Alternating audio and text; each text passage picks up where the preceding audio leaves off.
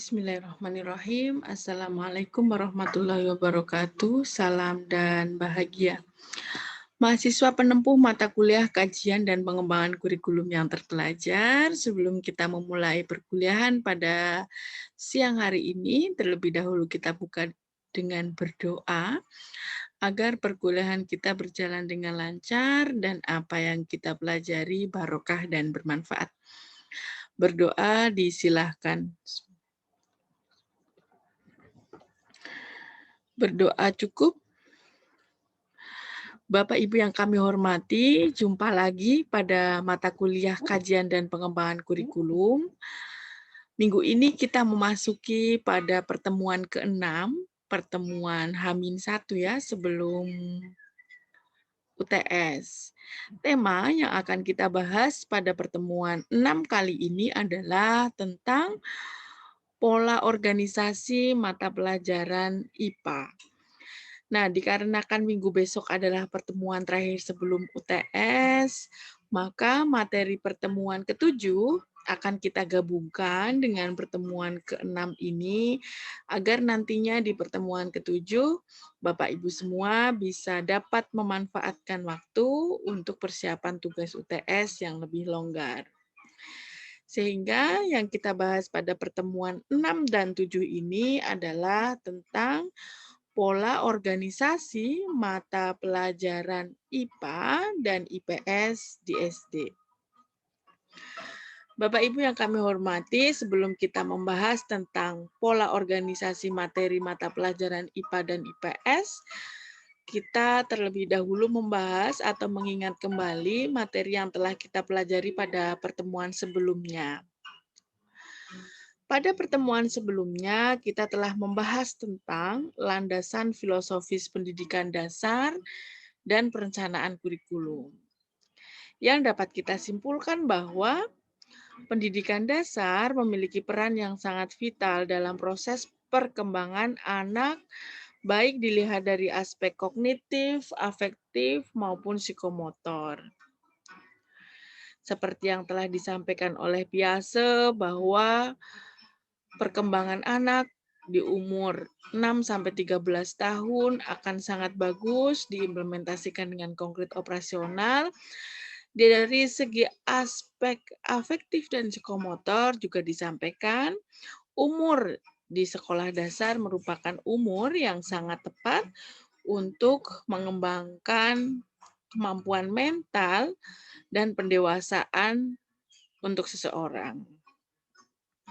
Kemudian secara konstitusional, pelaksanaan pendidikan dasar juga dijadikan sebagai salah satu tujuan pembentukan NKRI seperti yang tercantum dalam Pancasila, pembukaan Undang-Undang Dasar 45, amandemen Undang-Undang Pasal 28A ayat 1, serta Pasal 31 ayat 2 yang intinya semua warga negara Indonesia berhak dan wajib mengikuti pendidikan dasar ini. Dikarenakan pentingnya pelaksanaan pendidikan dasar, baik secara konstitusional, kemudian dari aspek perkembangan anak, maka pelaksanaan pendidikan dasar ini secara jelas perlu dilaksanakan dengan kualitas yang sangat terjamin atau perlu terjaminnya kualitas proses pembelajarannya. Salah satu cara sebagai seorang pendidik yang dapat kita lakukan untuk menjamin kualitas pendidikan ini adalah melalui perencanaan dan pengembangan kurikulum yang unggul pastinya. Kurikulum inilah yang akan dijadikan pedoman atau petunjuk pelaksanaan pembelajaran di lapangan. Saat ini pendidikan di Indonesia sedang mengimplementasikan kurikulum 2013. Seperti yang kita ketahui bersama bahwa kurikulum 2013 ini menjanjikan lahirnya generasi penerus bangsa yang produktif, kreatif, inovatif, dan berkarakter. Hal tersebut juga diimplementasikan dalam proses tujuan pembelajarannya, yang harapannya anak didik kita itu unggul di aspek sikap dan pengetahuan serta keterampilan. Intinya harapannya kita bisa melahirkan generasi-generasi yang baik budinya, pinter, dan memiliki keterampilan yang baik. Tujuan ini akan tercapai jika pelaksanaan pembelajaran yang dilakukan oleh pendidik ini terorganisir dengan baik. Implementasi kurikulum 2013 ini dilakukan dengan pembelajaran tematik, yaitu mengintegrasikan antar mapel satu dengan mapel lain yang diikat melalui tema-tema yang ada, diturunkan menjadi subtema, diturunkan menjadi pembelajaran. Nah, kali ini kita akan membahas bagaimana pola organisasi mata pelajaran IPA dan IPS di SD. Hal ini kita bahas agar saat pendidik melakukan proses pembelajaran sesuai dengan kurikulum 2013 tadi dapat terimplementasi dengan baik. Jika terimplementasi dengan baik, maka tujuan yang hendak dicapai akan terwujud dengan baik pula. Itu artinya harapannya pembelajaran-pembelajaran yang kita lakukan nanti juga betul-betul dapat menjamin atau menjanjikan dapat terwujud lahirnya generasi sesuai dengan tujuan yang telah tercantum di kurikulum 2013. Mari kita bahas tentang pola kurikulum organisasi mata pelajaran IPA dan IPS. Sebelum kita membahas apa saja dan bagaimana organisasi pembelajaran di IPA, terlebih dahulu kita harus tahu ngapain sih harus ada mata pelajaran IPA, tujuannya agar apa, kita ketahui dulu agar proses pelaksanaannya juga sesuai tujuan. Nah, sesuai dengan BSNP disampaikan bahwa mata pelajaran IPA dilakukan di SD bertujuan agar siswa memiliki kemampuan memperoleh keyakinan terhadap kebesaran Tuhan Yang Maha Esa berdasarkan keberadaban, keindahan, dan keteraturan alam ciptaannya. Mengembangkan pengetahuan dan pemahaman konsep-konsep IPA yang bermanfaat dan dapat diterapkan dalam kehidupan sehari-hari. Mengembangkan rasa ingin tahu, sikap positif, dan kesadaran adanya hubungan yang saling mempengaruhi antara lingkungan, teknologi, dan masyarakat. Mengembangkan keterampilan proses untuk menyelidiki alam sekitar, memecahkan masalah, dan membuat keputusan, meningkatkan kesadaran untuk berperan serta dalam memelihara dan menjaga, serta melestarikan lingkungan alam, meningkatkan kesadaran untuk menghargai alam dan segala keteraturannya sebagai salah satu ciptaan Tuhan, dan memperoleh bekal pengetahuan, konsep, dan keterampilan IPA sebagai dasar untuk melanjutkan pendidikan ke SMP atau MTS atau tingkat yang lebih tinggi dari SD. Berdasarkan 7 tujuan yang ada, dapat kita simpulkan bahwa pemerintah menginginkan pembelajaran yang kita lakukan tidak ada yang menyampaikan bahwa yang penting nilainya bagus, yang penting naik kelas. Tetapi kita lihat dari ketujuh ini lebih kepada bagaimana sikap yang dikembangkan kepada anak, bagaimana meyakinkan atas kebesaran Tuhan melalui alam, bagaimana pemanfaatan yang materi yang sudah dipelajari dalam kehidupan sehari-hari, serta sikap-sikap positif, kesadaran terhadap lingkungan alam sekitar. Yang intinya sebetulnya yang diharapkan adalah bagaimana anak didik bisa menyesuaikan diri dengan lingkungan dan bisa memelihara serta melestarikan lingkungan yang ada. Ini PR kita bersama dan harus kita renungkan. Sudahkah pembelajaran yang kita lakukan ini sesuai dengan tujuan yang diharapkan? Karena di tujuan tidak ada yang disampaikan bahwa pembelajaran yang kita lakukan yang penting temanya habis, yang penting teorinya habis, itu tidak. Tetapi lebih kepada bagaimana Sikap-sikap ini, keterampilan-keterampilan ini dapat terimplementasi bagi anak. Ini menjadi kaca bagi kita untuk saling mengevaluasi apakah sudah tujuan ini tercapai. Jika belum, maka kita perlu memperbaiki proses-proses pembelajaran kita agar apa yang kita laksanakan dalam kelas-kelas ini sesuai dengan tujuan yang diharapkan.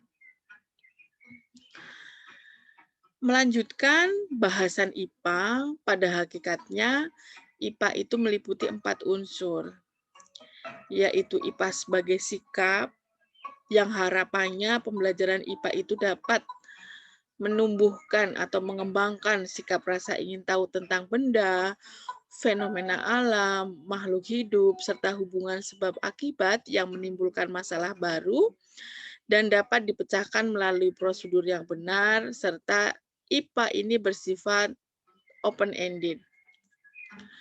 IPA juga diharapkan sebagai media untuk berproses dalam memecahkan masalah melalui metode ilmiah yang terdiri dari penyusunan hipotesis, perencanaan eksperimen, percobaan, evaluasi, pengukuran, serta penarikan kesimpulan, dan IPA dijadikan sebagai produk yang berupa fakta, prinsip, teori, dan hukum, serta aplikasi dari penerapan metode ilmiah dan konsep alam dalam kehidupan sehari-hari. 4 unsur ini selaras dengan apa yang tadi sudah dijelaskan di tujuan pembelajaran IPA, bahwa pada hakikatnya yang diharapkan dari pembelajaran IPA ini adalah aplikasi sikap yang berbasis ilmiah yang diimplementasikan dalam kehidupan sehari-hari anak. Di SD, untuk mencapai tujuan-tujuan seperti yang tadi disampaikan di atas, diimplementasikan dalam berbagai implementasi materi. Berikut merupakan ruang lingkup IPA yang ada di SD. Yang pertama yaitu kerja ilmiah dan keselamatan kerja. Kegiatan yang dilaksanakan mulai dari mengajukan pertanyaan, memprediksi, melakukan pengamatan, mengumpulkan data, menarik kesimpulan, dan mengkomunikasikan hasil percobaan. Itulah yang dilakukan di kelas 1 dan sampai 3 atau kelas rendah. Meskipun sebetulnya kompetensi dasar dan indikator untuk mata pelajaran IPA ini keluar di kelas tinggi atau kelas 4, 5, 6. Namun sebetulnya sudah muncul di kelas 1 sampai 3 atau kelas rendah yang terintegrasi dengan bahasa Indonesia. Misalkan bahasanya memang bagaimana kemampuan anak bisa membaca, bisa menulis. Tetapi teks yang disajikan itu bacaannya tentang IPA atau bagaimana dia mampu mengamati, bagaimana dia mampu memprediksi, memberikan pertanyaan, mengambil kesimpulan, serta mengkomunikasikan. Yang mana sebetulnya hal tersebut sebagai wujud bagaimana mengasah anak untuk kerja ilmiah di kelas rendah. Jadi di kelas rendah materi IPA masih diintegrasikan ke bahasa Indonesia sebagai penghela semua mata pelajaran. Yang membedakan di kelas rendah masih lebih kepada sekedar pengamatan. Nah, mulai kelas tinggi, kelas 4, 5, 6, IPA sudah keluar sendiri kompetensi dasarnya dan kegiatan-kegiatannya lebih kepada melakukan percobaan yang lebih rinci dari kelas rendah. Kemudian ini adalah materi yang pertama ini adalah pembeda ya. Di kurikulum 2006 atau KTSP kemarin ini tidak ada ruang lingkup kerja ilmiah dan keselamatan kerja. Nah, di kurikulum 2013 ini baru muncul kerja ilmiah dan keselamatan kerja, karena di kurikulum 2006 ruang lingkup IPA langsung ke materi atau hanya ada 4 materi, yaitu terkait makhluk hidup, energi dan perubahannya, benda dan bumi alam semesta. Lah di sini sudah ada penambahan tentang cara kerja ilmiah sebagai wujud implementasi dari tidak hanya berpacu pada pengetahuan, tetapi sikap dan keterampilan juga menjadi tujuan pembelajaran di kurikulum 2013 ini. Ruang lingkup kedua yang ada pada materi IPA SD yaitu membahas tentang makhluk dan sistem kehidupan. Untuk kelas rendah masih sederhana, terintegrasi dengan mata pelajaran bahasa Indonesia terkait dengan bagian tubuh manusia dan perawatannya, serta makhluk hidup dan sekitarnya yang terdiri dari ciri, bagian, dan cara pemeliharaan. Sedangkan untuk kelas tinggi, materinya sudah gejala alam, lingkungan, tumbuhan, hewan, dan manusia secara makro, dan lebih kepada implementasi dari pembelajaran berbasis inquiry, project based learning, problem based learning yang lebih tinggi. Kemudian, ruang lingkup selanjutnya adalah membahas tentang energi dan perubahannya. Di kelas rendah, materi yang disediakan yang mengandung unsur IPA yaitu terkait sumber dan bentuk energi, sedangkan di kelas tinggi sudah masuk ke materi yang lebih rumit yaitu tentang gaya dan gerak sampai kepada rangkaian listrik dan sifat magnet. Sudah ada hitungan-hitungan yang lebih rinci untuk mencari kalor, kemudian suhu, dan lain sebagainya. Kemudian,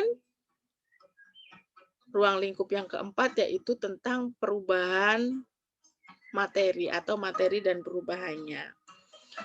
Untuk kelas rendah membahas tentang ciri-ciri benda dan wujud benda, sedangkan untuk kelas tinggi membahas tentang perubahan wujud dan penggolongan materi. Kemudian materi yang kelima adalah bumi dan alam semesta. Di kelas rendah membahas tentang siang dan malam, perubahan cuaca dan musim, sedangkan di kelas 4 sampai kelas 6 membahas tentang tata surya, bumi, bulan, dan matahari. Nah, ini juga pembeda. Yang keenam adalah pembeda dari kurikulum 2006 dan 2013. Di kurikulum 2013, penambahan ruang lingkup IPA selain kerja ilmiah yaitu terintegrasi antara saling temas atau sains, lingkungan, teknologi, dan masyarakat. Ruang lingkup ini di kelas rendah membahas tentang dampak perubahan musim terhadap kegiatan sehari-hari sebagai wujud integrasi antara materi yang dibahas dengan kehidupan sehari-hari anak. Sedangkan di kelas tinggi itu membahas tentang lingkungan dan kesehatan, perawatan tumbuhan, dan sumber daya alam. Berdasarkan ruang lingkup tersebut dan penjelasan secara rinci, maka proses pembelajaran yang dilakukan harapannya terintegrasi dengan materi yang disampaikan. Jika kita menganut pada karakteristik pembelajaran menurut Permendikbud nomor 22 tahun 2016, disebutkan bahwa proses pembelajaran yang dilakukan harus berbasis pendekatan ilmiah.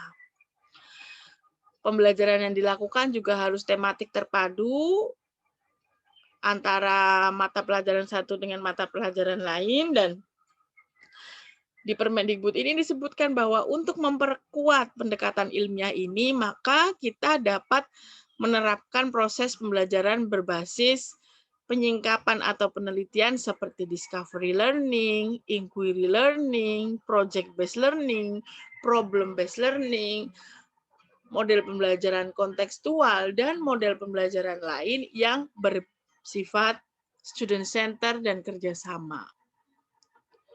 Sehingga dapat kita simpulkan bahwa saat kita melakukan proses pembelajaran yang ada muatan IPA-nya, maka pembelajaran kita perlu diorganisir sesuai dengan karakteristiknya. Kalau menginginkan sikap ilmiah bagi anak, maka proses pembelajarannya juga dilakukan berbasis ilmiah. Misalkan saja, pastikan proses pembelajaran kita sudah mengimplementasikan pendekatan saintifik. Kemudian proses pembelajarannya lebih kepada bagaimana siswa mencari tahu materi atau berbasis konstruktivis atau siswa membangun sendiri pengetahuan yang ada. Kemudian bukan lagi belajar dari satu sumber belajar, tetapi berbagai sumber belajar. Proses pembelajarannya bisa menggunakan project based learning, problem based learning, dan model-model pembelajaran inovatif lainnya yang bisa menumbuhkan sikap-sikap ilmiah sesuai dengan tujuan seperti yang tadi disampaikan di atas. Untuk menumbuhkan keterampilan, kita juga bisa melakukan proses pembelajaran berbasis kompetensi, dan karena ini kurikulum 2013, maka pembelajarannya juga harus dilakukan secara tematik terpadu.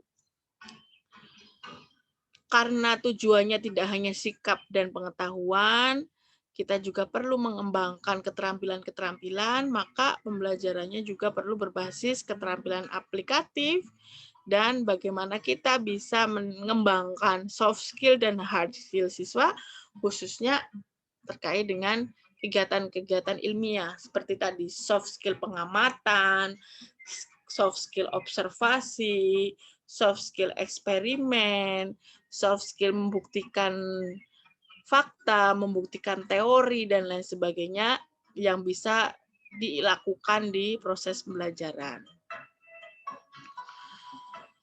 Bagaimana dengan mapel IPS? Apakah sama dengan IPA? Pastinya tidak.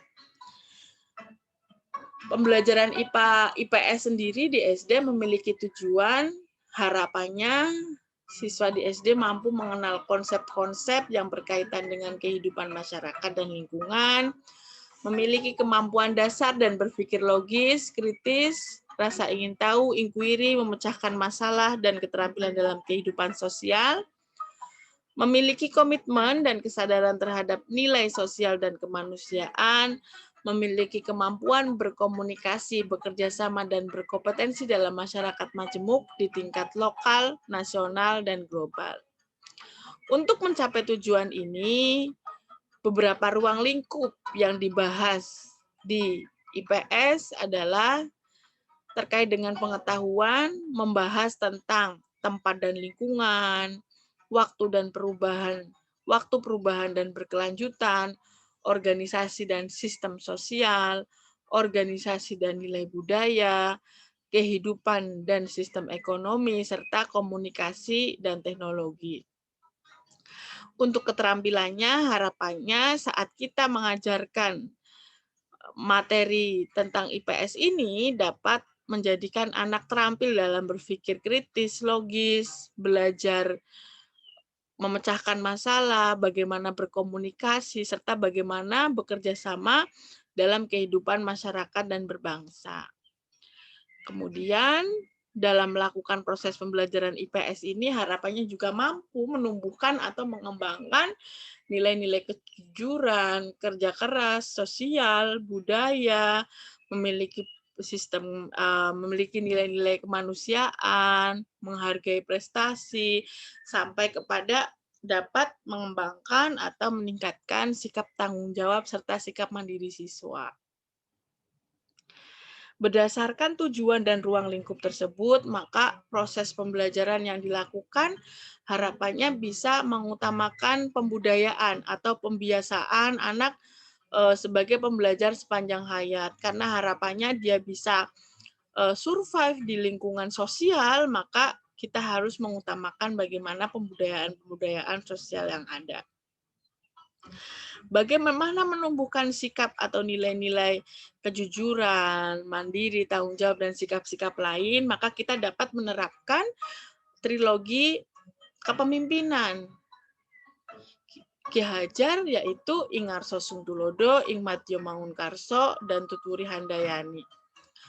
Karena anak-anak sekolah dasar itu butuh tauladan yang baik, maka kita sebagai pendidik juga harus mampu mencontohkan bagaimana sih tanggung jawab itu, bagaimana sih sikap mandiri, bagaimana komunikasi yang baik antar satu dengan yang lain, bagaimana wujud kerjasama, bagaimana wujud kepedulian, maka kita contohkan, kita teladankan.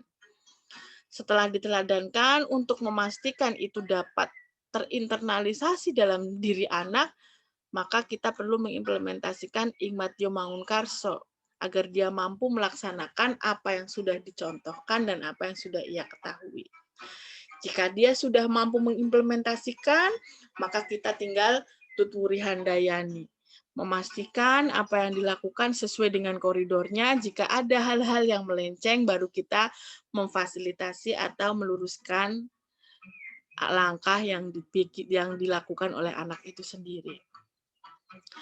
Karena pembelajarannya bersifat sosial, pembelajarannya tidak bisa dilakukan hanya di sekolah, tetapi harus ada integrasi yang baik antar tripusat pendidikan, yaitu di rumah, di sekolah, dan di masyarakat.